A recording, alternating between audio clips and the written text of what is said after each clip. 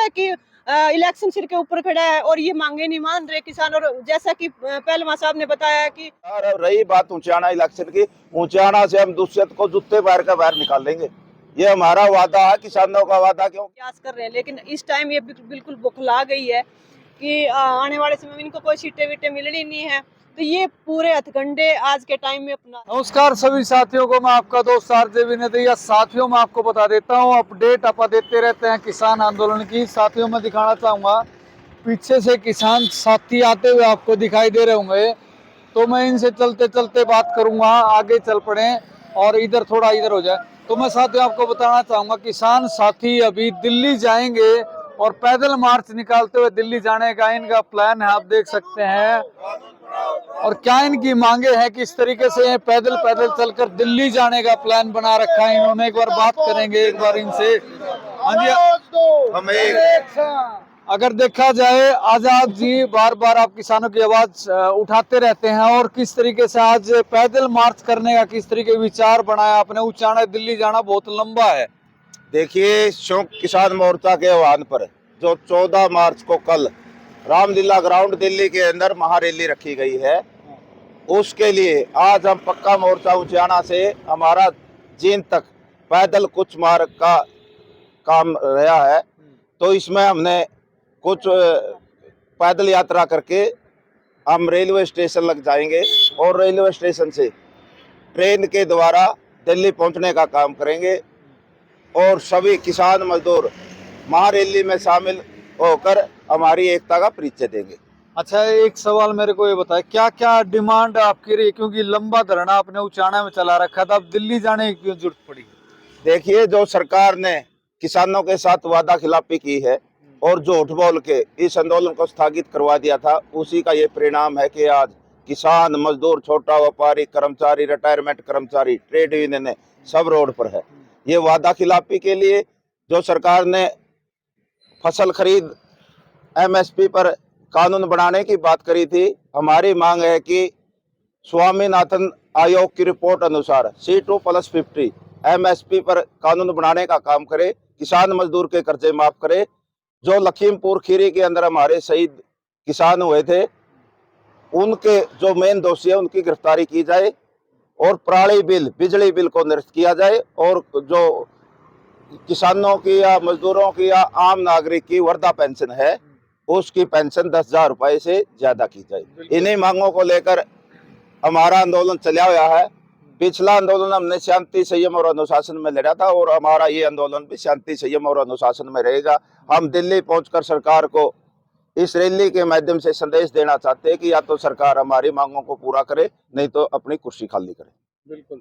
अच्छा, एक चीज मैं आपसे पूछना चाहूंगा, पहले 3 कानूनों के लिए कह दिया था कि हम उनको छोड़ देंगे, निरस्त कर देंगे, और 3 साल तक वो कुछ काम नहीं किया उन्होंने। कोई कमेटी बनाने का भी जिक्र उन्होंने किया, तो वो भी नहीं किया। किसानों को दोबारा रोड पे आना पड़ेगा। तो क्या आप मानते हैं ये रैली आप कर रहे हैं, इतना संगठन जोड़ा जा रहा है, काफी साथियों की मौत भी पहले हुई थी, अभी भी होगी, तो मानने वाली है सरकार? कुछ दबाव सरकार मानेगी, और नहीं तो हम इस रैली के माध्यम से सरकार को संदेश देंगे कि ये देश किसान मजदूर का है। आम जनता, किसान मजदूर की संख्या यहाँ पर 70% है और ये 70% जनसंख्या को इग्नोर नहीं कर सकते, क्योंकि लोकतंत्र के अंदर प्रजा बड़ी होती है और जो प्रजा का फैसला होता है उसी अनुसार इस देश की कुर्सी के लिए सरकार बनती है। नहीं तो सरकार को हम अगर कुर्सी पर बिठाना जानते हैं तो कुर्सी छीनना भी जानते हैं।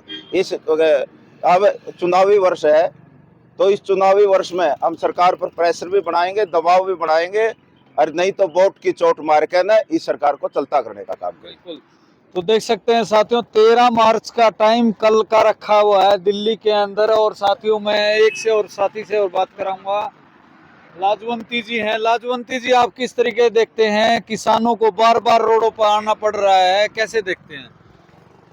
आपको पता है कि ये सरकार हमेशा एक मीठी गोली देकर अपने एक साइड कर देती है, चाहे किसान हो, चाहे मजदूर हो, चाहे कर्मचारी वर्ग हो। क्योंकि आपको पता है कि हर महीने में कोई ना कोई नया आंदोलन चलता है। जींद के अंदर मैं आपको कितने बताऊं जो आंदोलन चले भी हैं अभी।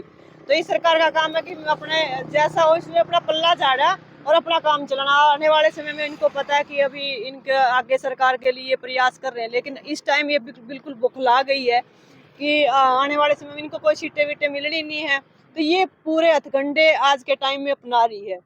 तो जनता, जैसे ही गठबंधन टूटा, नया सीएम मिल गया हरियाणा को, कैसे देखते हैं अब जो 400 पार का नारा है भाजपा का, सफल हो पाएगा? उनको खुद को ही पता है कि 400 कहाँ, उनको अगर 100 से भी ऊपर सीट आ जाए तो हमारी गारंटी है। उनको भी पता है इस चीज का। ये जो गठबंधन तोड़ना, ये सारा ड्रामा है, और इस ड्रामे के तहत ये लोगों को आकर्षित करना चाहते हैं कि किसी तरह हम फिर से आ जाएं और फिर से किसानों को हम ये गुलाम बनाने की कोशिश कर रहे हैं। किसानों को ये बिल्कुल मानसिक क्या, ये वैसे भी गुलाम की ये कमाए और हमें दे, किसानों का तो वजूद खत्म करना चाहते हैं ये।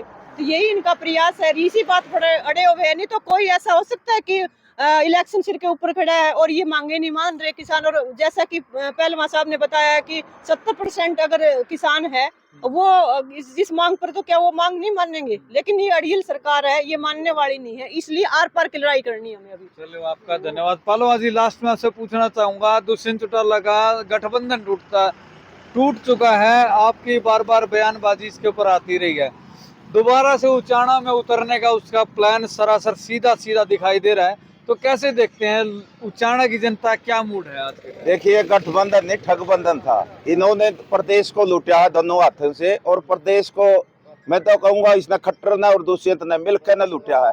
और आज ये टूट गया, टूटना तो था। ये लोगों ने तो पहले से नकार दिया था। जब दुष्यंत चौटाला इलेक्शन जीत कर न उचाना के अंदर आया था, तो उसने लोगों से पूछा था मुझे कहाँ जाना है, तो लोगों ने कहा था बीजेपी को छोड़ के कहीं चल आ जाए। लेकिन किसान मजदूर का वोट लेकर तो बीजेपी में चला गया। वो इस खट्टर सरकार के हाथों में बिक चुका था, और ये बिके हो यहाँ का तो कोई सौदा नहीं होता। और रही बात उचाना इलेक्शन की, उचाना से हम दुष्यंत को जूते बाहर का बाहर निकाल देंगे। ये हमारा वादा है, किसानों का वादा, क्योंकि किसानों के साथ विश्वासघात किया। देवीलाल के मान सम्मान को इसने तार तार किया है, और देवीलाल का चेहरा दिखाकर ये पब्लिक के सामने आया था। वीरेंद्र सिंह ने यहाँ कुछ काम नहीं किया था, और वीरेंद्र सिंह से ताश निराश होकर लोगों ने इसको जुटाया था, लेकिन इससे बहुत ज्यादा उम्मीद थी। ये अपने उम्मीदों पर खरा नहीं उतरा। इसने पूरे प्रदेश को लूटा, उचाना को लूटा, और लूट कर 300 एकड़ जमीन सरसा के अंदर खरीद ली। लोगों को सब बातों का पता, लोग इसको यहाँ से बचाने का काम कर। ब्रिजेंद्र सिंह वो तो कहता था कि भाई मैं किसानों की आवाज नहीं उठा पाया, इसीलिए मैंने इस्तीफा इसीलिए दिया, भाई पहलवानों लड़कियों की आवाज नहीं उठा पाया इसीलिए मैंने इस्तीफा दिया, कुछ इस तरह के कारण उसने बताया। बिल्कुल, विजेंद्र सिंह ने ये तीन बातें रखी है। एक तो मुझे किसानों का दर्द मुझसे सहन नहीं होया, दूसरा अग्निवीर जो योजना ले आई नौजवानों की पीड़ा के कारण, और तीसरा था खिलाड़ी बेटियों के कारण। मैं बताना चाहता हूँ आपके चैनल के माध्यम से कि विजेंद्र सिंह जब 750 किसान मरे थे, क्या किसी किसान के कोटा नुआन गया? दूसरी बात, 19 किसान हमारे जींद के मरे, जींद के किसी किसान के भी वो सांत्वना देने नहीं गया। और जब किसान मर रहे थे उस टाइम इन्होंने कॉलेज के अंदर बांगर उत्सव मनाने का काम किया, वहां पर जवान लड़कियों को नचाने का काम किया। जब कहाँ थी वीरेंद्र सिंह को उसके परिवार की मानसिकता? तो अगर वीरेंद्र सिंह में और उसके बेटे विजेंद्र सिंह में इंसानियत होती तो वो 30 लाख रुपए उस उत्सव पे खर्चे थे। तो 19 किसानों के घर पैसा दे के आंदा 2-2 लाख रुपए। और जो अग्निवीर की बात करी, अग्निवीर योजना लेकर आई जब सरकार, उस टाइम भिवानी का एक लड़का तालू गांव का जांडी पर फांसी खाकर मरा था, क्योंकि वो एवरेज हो गया था, उसके पास कोई चारा नहीं था। क्या उसके घर गोटा नुआन गया? इसलिए इसके कोई पीड़ा नहीं। और उन खिलाड़ी बेटियों के तो जो कुछ होया है देश के सामने है, क्या कोई बयान आया विजेंद्र सिंह का? यो तो अपनी पीड़ा में वजह है भाई, इसकी टिकट कट गई थी, बीजेपी ने नकार दिया था, लोगों ने नकार दिया था। नकारा और दुत्कारे लोग है ये। और ये बात यो दुष्यंत चौटाला का होगा कि मेरे को किसान का और मजदूर का दर्द नहीं सहन होया, तो ये तो ऐसा तो नहीं लग रहा भाजपा का बार बार नहीं चढ़ती। ऐसा तो नहीं लग रहा भाजपा का प्रेशर सहन नहीं होना चाहता तो बात क्यों नहीं है इनका मकसद सिर्फ पैसे कमाना था, वो पैसे कमा लिया। अब ये सोच रहे भाई लोगों को बका के, लोगों को बरकला के। किसकी सरकार मांगते 2024 में? किसकी सरकार मांगते? देखो, सरकार किसी की आए जो किसान मजदूर के लिए अच्छे एजेंडे लेके आएगी, अच्छे जो किसान मजदूर के लिए नीति बनाएगी, हम उसी को वोट डालने का काम करेंगे। हमारा तो उचाना में हमें इन दोनों परिवारों को भगाना है और किसी अच्छे किसान मजदूर के बेटों को हमने आगे लाना। हमारा तो यही सबका एक हमने निर्णय हम कर भी चुके। चलो आपका धन्यवाद। किसान एकता, जिंदाबाद। किसान एकता, जो धर्म की टक्कर में कांग्रेस हमारा नारा है। ये दीवाने कहाँ चले, दिल्ली चले, दिल्ली चले, हमारी मांगे पूरी करो, छत्तीस जात का भाईचारा, जिंदाबाद, किसान मजदूर एकता, जिंदाबाद, जय जवान जय किसान, इंकलाब। तो साथियों ये थे किसान साथी जिन्होंने बताया कि किस तरीके से वो दिल्ली जाएंगे और आने वाले 2024 के अंदर किस तरीके का चुनाव का सिस्टम रहने वाला है, और दुष्यंत चौटाला के बारे में बोला और किस तरीके से अपने विचार इन्होंने रखे। साथियों वीडियो को ज़्यादा ज़्यादा शेयर करें, अपने कमेंट बॉक्स में विचार देना ना भूलें, अपने सहयोगी के साथ जिनसे भी ना दिया। धन्यवाद।